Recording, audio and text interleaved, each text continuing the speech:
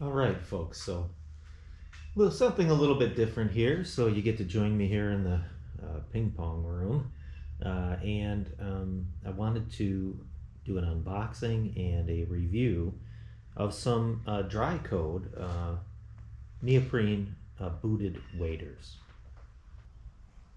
So while not my first choice, neoprene waders do have a spot in the toolkit when it comes to trout fishing, and I'm very much looking forward to using these in winter weather conditions. We'll plan on a future fish episode with these waders actually in action. But for now, what we'll do is hit the unboxing, take a look at what comes with the wader box and the waders themselves. So we'll get to it. Okay, so as we get into this, we'll take a look here. But inside the box, which came very nicely packaged and shipped, this has a few goodies here. In the box is this cell phone holder. With the increase in cellular coverage in the driftless area, I have been more likely to take my cell phone with me now, but for many years it was simply not even worthwhile to bring a cell phone out on the streams because there was no cell phone coverage on streams. So this dry bag actually looks like it will last a little while, but none of these are really great. I would never leave this to the sole protection of my cell phone. It does have a floaty perimeter, which is kind of nice, and a nice see-through. I'm sure you can activate. But over time, I don't know how waterproof it will be, but it does seem to have a very nice dry seal with a clamping mechanism to keep it really tight. So, like I said, I might use it, I might not. The second standard accessory that all waders these days come with is a belt. This one is of a variety that's thin, but looks like it has a nice clamp here, and it's adjustable.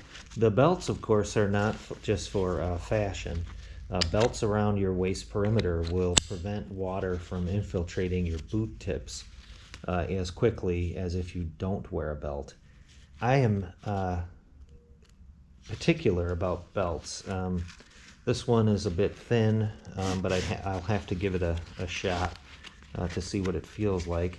I just recently lost my favorite belt, which was a wider kind of 3-inch belt and elastic that I really liked, and I left it on the stream. This item, now this item may actually come in handy here. This is kind of a contraption to hang your waders boots up. So you can see the figure 8 there for each foot boot, which has a nice clamp, and then a very strong enough strap anyway, and a hook to get your waders hung up for drying. So that's very nice. And now to the waders. Again, everything looks nicely packed here. And the materials look pretty standard issue.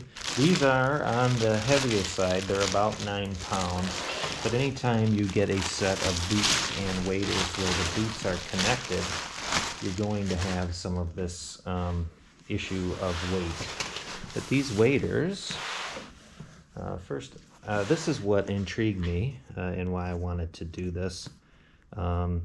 These waders have boots that look like they'll get some excellent traction. And I thought about winter hiking or late fall hiking on the Brule.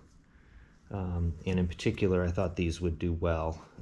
Does not look like I could put some cleats on the shank, but it certainly could take some cleats here, and that would be worth it and an aid. And actually the heel edge will provide a little bit better traction. These are insulated, 600 gram thinsulate material within the boot. And again, I think these neoprenes will fit the best scenario for winter fishing. They feel like they are 4 or 5 mil neoprene.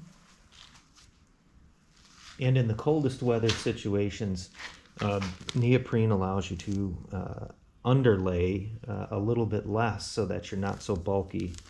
And I think that these will make a backup, a nice backup pair of winter waders. Comes with a basic repair kit, little spot of neoprene to patch over holes.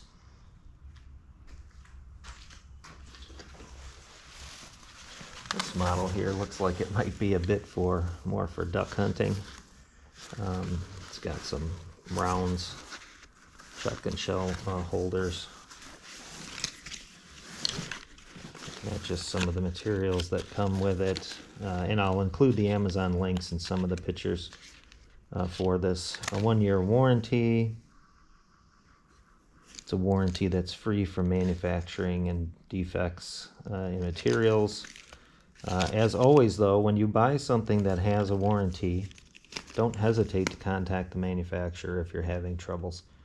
Oftentimes they want to see you happy and a repeat customer. So once again, here you have their advertised display here says, of course, neoprene waders, boot foot cleated, waterproof, insulated, and durable. And that's the thing that I really wanted to check out. And the first thing that I see about these waders that I like is that it looks like a very comfortable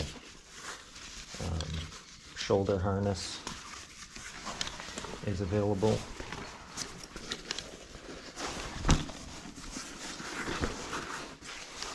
These straps are quite supple. This spot here for shoulder, resting on shoulders, is going to be very comfortable. There's actually a nice back strap to keep the straps from splaying out on your shoulder blades if you're tilting over or leaning. The outside pocket, of course, this is not waterproof here. It's got a drain hole, but this is not waterproof because you can put your hands through it.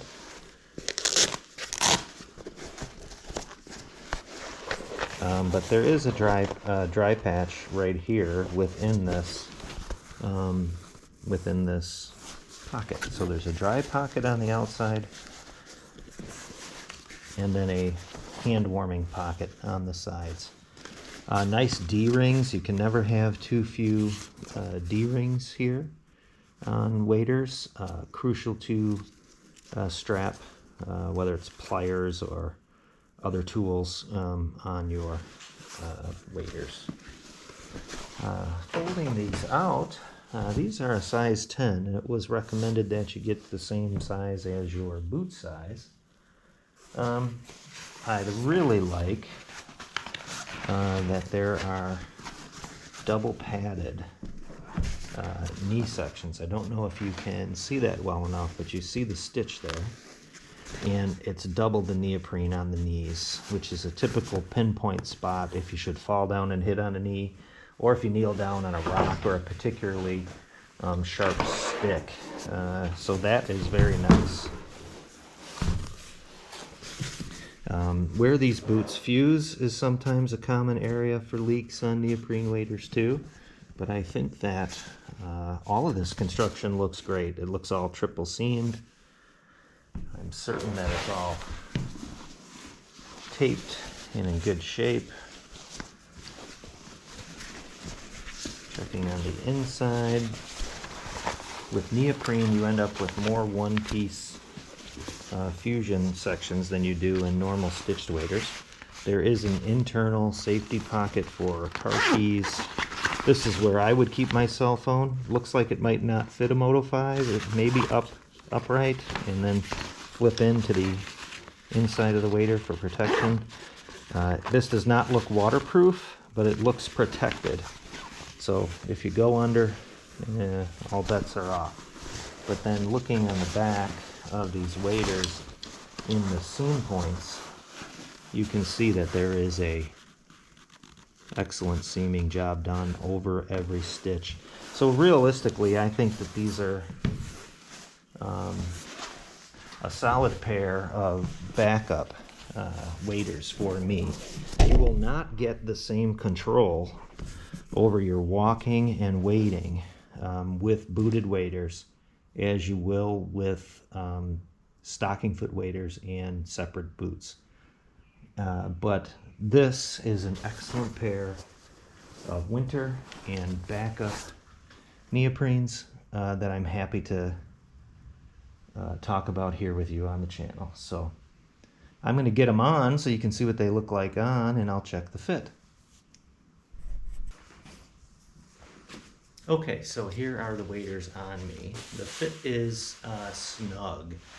These shoulder harnesses are, as I expected to be, quite comfortable. I would say the fit is snug. This is their standard size 10, so I do think it runs a little bit tighter. I don't have trouble moving in them, and they don't feel difficult to move in. However, I would say that I'm not going to be able to pack any clothing underneath this. I will be able to get some long johns on. I think it will fit my brace, interestingly enough, for those of you who aren't aware, due to a catastrophic motorcycle accident that I had in 2016. I have to wear a NFL type knee brace just to keep myself from an emergency situation if I should happen to hyperextend or have troubles on the wade. And I'm always going to wear that. So, but they are warm, I'll tell you that. And I'm guessing that these are 3mm neoprene. The product specs and the information from the company will have all that stuff linked up in the comment section below. But I'm going to get the camera off tripod here and give you a little bit first person look at them. But these waders, as you can see, the boots do have a bit of room in the inseam. The boots are the right size. I'll definitely be able to get my thicker winter socks under these boots. So you know what, all in all, this is a pretty good set of entry-level waders on a neoprene level that have a place for backup, and I'll certainly use them in the winter.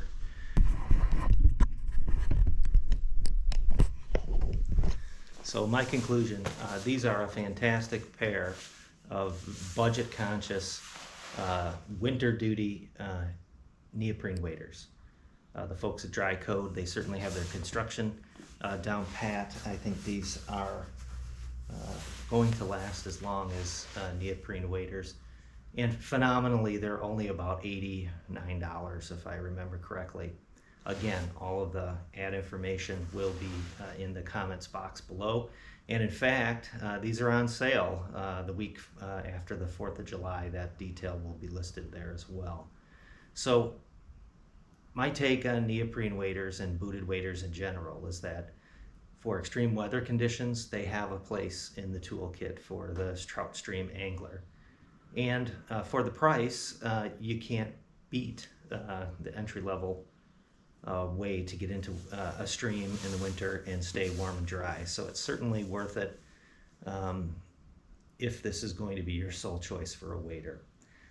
Price is a big issue for this consideration, given that for 89 bucks, you're not even going to get into one of a pair of wading boots that are of high quality, something like a Sims Freestone or a Sims G3. And then on top of that, waders that are stocking foot waders will be extremely expensive. $300 is about the norm for the quality level that I like to have in my waders on the stream during the spring and summer. And they can go much higher than that. So again, I know that people are always looking for a cost-conscious way to get out there and enjoy trout fishing So that's my take on it. And take a look at the contact information for DryCode and the sale information below.